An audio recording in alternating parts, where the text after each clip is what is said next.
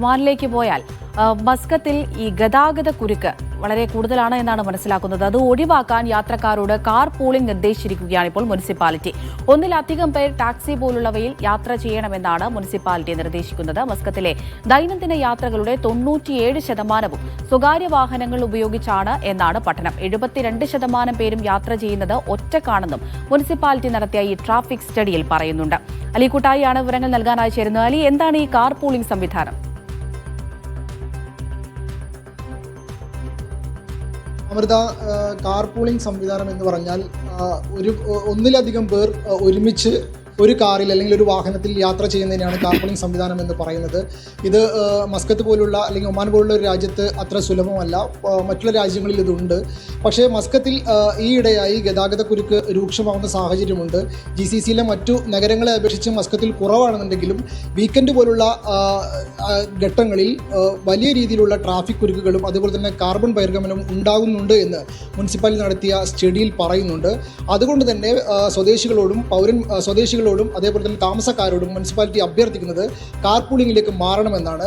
അതായത് share taxi പോലുള്ള വാഹനങ്ങളിൽ ഒന്നിലധികം പേർ ജോലി സ്ഥലത്തേക്കോ അതുപോലെ സ്കൂളുകളിലേക്ക് കുട്ടികളെ കൊണ്ടുപോകുന്നതിനോ നിങ്ങൾ അങ്ങനെയുള്ള വാഹനങ്ങൾ ഉപയോഗിച്ച് ഗതാഗത കുരുക്കിന് പരിഹാരം ഉണ്ടാക്കണമെന്നാണ് മുനിസിപ്പാലിറ്റി പൊതുജനങ്ങളോട് അഭ്യർത്ഥിക്കുന്നത്.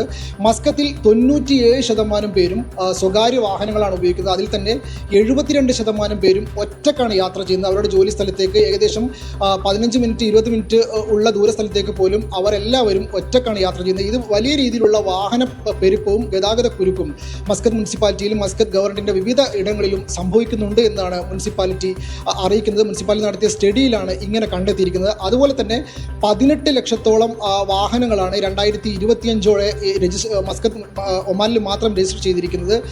അതിൽ തന്നെ 14 ലക്ഷത്തോളം സ്വകാര്യ വാഹനങ്ങളാണ്. അതായത് വാഹനങ്ങളുടെ പെരുപ്പം വലിയ രീതിയിൽ വർദ്ധിച്ചു വരുന്നുണ്ട്.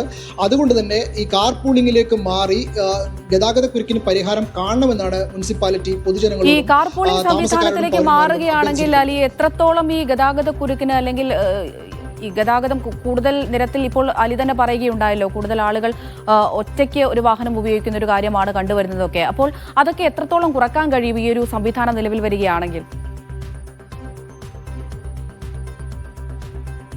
വലിയ അളവിൽ കുറക്കാനാവുമെന്ന് തന്നെയാണ് മുനിസിപ്പാലിറ്റി കണക്കാക്കുന്നത്. നേരത്തെ പറഞ്ഞതുപോലെ തന്നെ 72% പേരും ഒരാളാണ് ഒരു വാഹനത്തിൽ, അതേപോലെ ഒരു കാറിൽ അല്ലെങ്കിൽ ഒരു വാഹനത്തിൽ തങ്ങളുടെ ജോലി സ്ഥലത്തേക്ക് യാത്ര ചെയ്യുന്നത്. കാർപൂളിംഗ് സംവിധാനത്തിലേക്ക് വന്നാൽ അതിൽ ഒന്നിലധികം പേർ ഒരു വാഹനത്തിൽ യാത്ര ചെയ്യുന്നത് കൊണ്ട് തന്നെ ഗതാഗത കുരുക്ക് വലിയൊരളവിൽ കുറക്കാനാവുമെന്ന് തന്നെയാണ് കരുതുന്നത്. നമ്മൾ മറ്റു GCC രാജ്യങ്ങളെ അപേക്ഷിച്ച് മസ്കത്തിൽ ഗതാഗത കുരുക്ക് കുറവാണെന്നുണ്ടെങ്കിലും വീക്കെൻഡ് പോലുള്ള, അതായത് വ്യാഴാഴ്ച വൈകുന്നേരങ്ങളിലും ശനിയാഴ്ച വൈകുന്നേരങ്ങളിലും വലിയ രീതിയിലുള്ള ട്രാഫിക് മസ്കത്തിലെ അൽഖുവറിലും ബൗഷർ പോലുള്ള നഗര പ്രദേശങ്ങളിൽ ഉണ്ടാകുന്നുണ്ട്. ഇത് കുറക്കുക എന്നത് കൂടിയാണ്, അതുപോലെ തന്നെ കാർബൺ ബഹിർഗമനം കുറക്കുക എന്നത് കൂടിയാണ് മസ്കത്ത് മുനിസിപ്പാലിറ്റി ലക്ഷ്യമിടുന്നത്.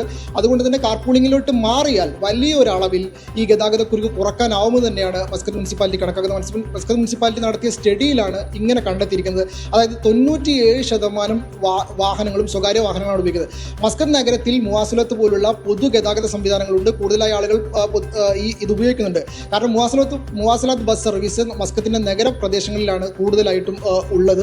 കുറേ ആളുകൾ ഇത് ഉപയോഗിക്കുന്നുണ്ടെങ്കിൽ പോലും കൂടുതൽ ആളുകൾ ഈ പൊതു സംവിധാനങ്ങളിലേക്കും അതുപോലെ തന്നെ ഷെയർ ടാക്സികളിലേക്കും മാറുകയാണെങ്കിൽ ഗതാഗത കുരുക്കിന് വലിയൊരളവിൽ പരിഹാരം കാണാനാവുമെന്ന് തന്നെയാണ് മുനിസിപ്പാലിറ്റി കണക്ക് കൂട്ടുന്നത്.